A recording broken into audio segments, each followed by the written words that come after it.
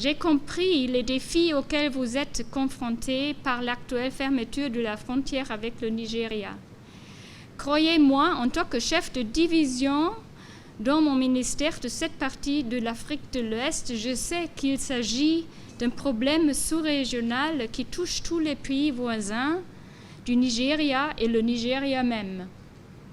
J'ai appris que les conséquences seraient encore plus graves si votre gouvernement n'avait pas entrepris des réformes depuis 3 ans pour renforcer la résilience de l'économie béninoise.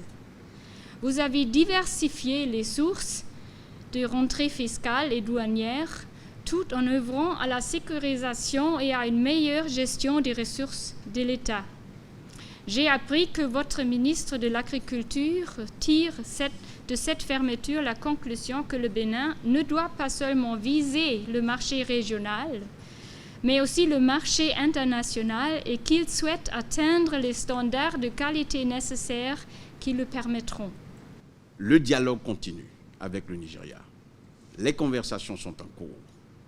Nous essayons de trouver les voies et moyens de retourner à ce qui est prévu dans le cadre de la CEDEAO, à savoir la libre circulation des biens et des personnes.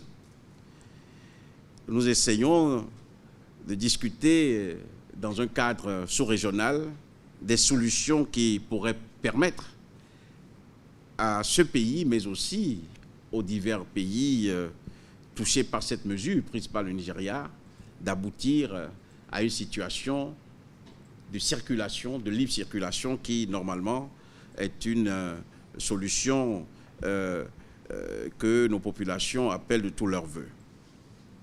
L'engagement est là, la conversation continue et j'ai bon espoir que très bientôt, cette situation, il faut le dire, pas forcément agréable, sera derrière nous.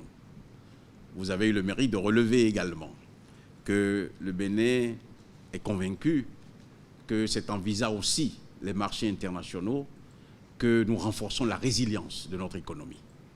C'est en ouvrant de nouveaux horizons, à la fois pour nos opérateurs économiques, que nous consolidons et renforçons cette résilience. Et vous avez eu raison de rappeler ce que mon collègue, le ministre de l'Agriculture, a dit concernant la production et l'exportation des produits vivriers.